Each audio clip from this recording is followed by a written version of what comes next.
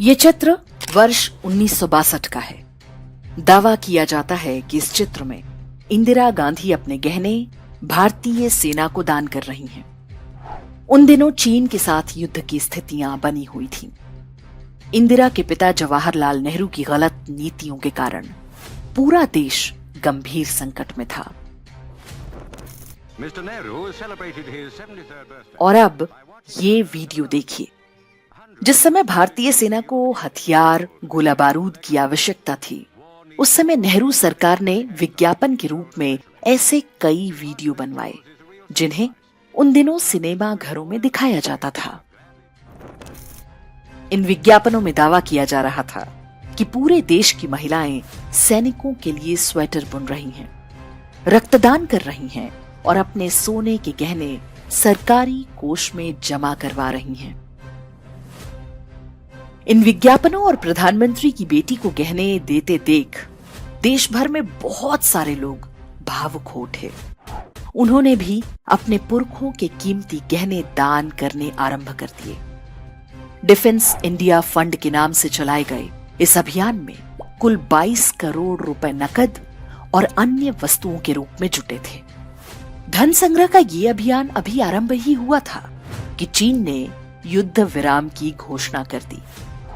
युद्ध बंद होने के बाद ये धन कहां और कैसे खर्च हुआ, कभी किसी को पता नहीं चल पाया। कुछ वर्ष पहले ही शोध संस्था ऑब्जर्वर रिसर्च फाउंडेशन के एक फेलो ने दावा किया कि भारतीयों से युद्ध के नाम पर जुटाए गए सोने के गहने आज भी रिजर्व बैंक के खजाने में पड़े हुए हैं। चीन युद्ध जिन क्षेत्रों में हो रहा था, वहां 0 डिग्री से कम तापमान होता है। विज्ञापनों में जो स्वेटर दिखाए गए थे, वैसे भी सैनिकों के किसी काम के नहीं थे। सोने के लिए गांधी परिवार की हवस का असली दृश्य वर्ष 1975 में आपातकाल के समय देखने को मिला। तब इंदिरा गांधी ने राजस्थान और मध्य प्रदेश समेत देश भर के कई राजघरानों पर छापे मरवाए थे। विशेष रूप से जयपुर की महारानी गायत्री देवी और ग्वालियर के सिंधिया घराने को निशाना बनाया गया। जयपुर की महारानी गायत्री देवी बहुत आकर्षक और गरिमामयी व्यक्तित्व वाली महिला थी। वे शांति निकेतन में इंदिरा गांधी के साथ पढ़ चुकी थी। स्कूल के दिनों से ही इंदिरा गांधी गायत्री देवी से अत्यंत ईर्ष्या करती थी। पत्रकार खुशवंत सिंह ने लिखा है कि इंदिरा गांधी एक आत्ममुग्ध महिला थी। उन्हें अपने से सुंदर कोई स्त्री कभी सहन नहीं होती थी।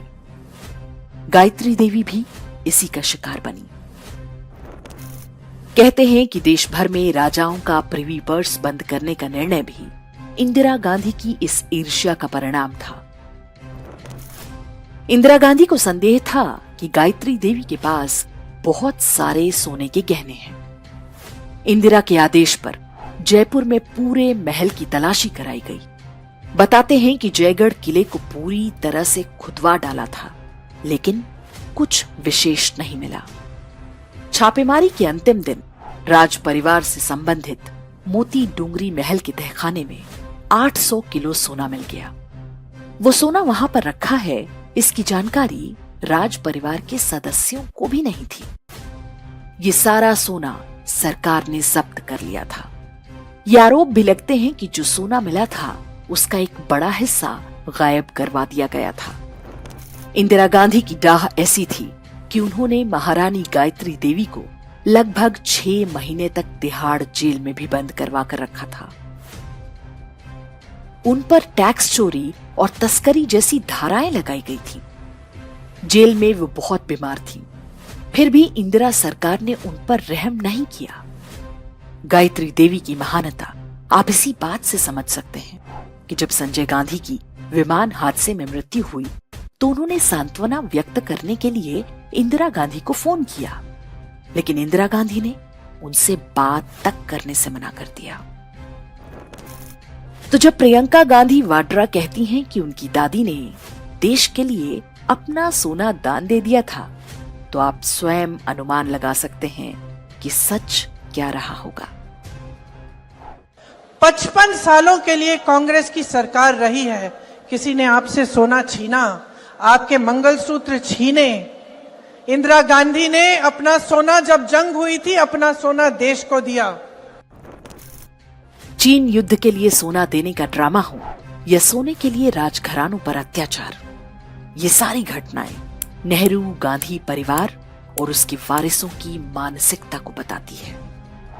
कुछ प्रश्न हम भारत के लोगों पर भी खड़े होते हैं। हमने ऐसे परिवार और उनकी पार्टी को इतने दशकों तक अपने सिर माथे पर बिठाए रखा। देर से ही सही उनका मायाजाल टूट रहा है, लेकिन आज भी वो अपनी खानदानी परंपरा को छोड़ने को तैयार नहीं।